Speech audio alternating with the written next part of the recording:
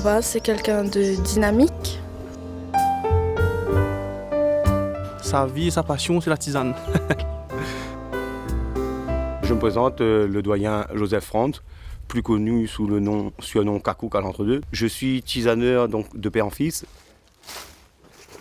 Et qu'est-ce qu'ils te demandent, les gens qui viennent te voir?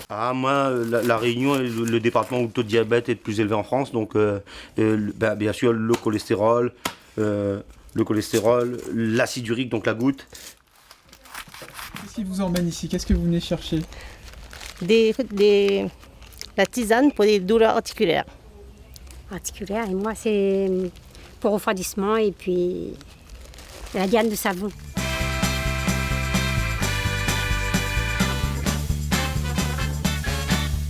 Les inutiles, ABAC tout le monde en France. Donc je partais en forêt, commençais à partir en forêt à l'âge de 8 ans avec mon père. Donc, du moment qu'il n'y avait pas d'école, c'est vrai que je ne suis pas parti très loin non plus à l'école. Mais à l'époque, on partait du village à pied. On partait à 4h du matin. Quand on te faisait réveiller à 4h du matin, des fois à 2h du matin pour pouvoir monter, prendre les sentiers. À l'époque, le plateau du Dimitil venait d'être abandonné d'ailleurs.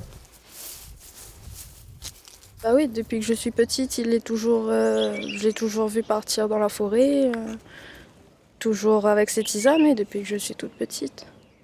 Ça, c'est sûr que la forêt d'Imitil, c'est son terrain de jeu. Ouais.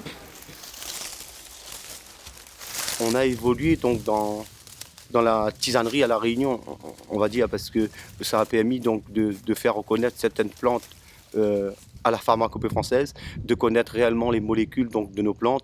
Donc, ça a été, comme je dis souvent, ça a été une aubaine pour nous donc de faire valoir les plantes médicinales de La Réunion. Le fleur jaune. Moi, le message que j'aimerais faire passer, c'est partager cette passion donc, tout en restant respectueux de la nature. Surtout, bien travailler dans ce milieu forestier comme je le fais depuis mon plus jeune âge.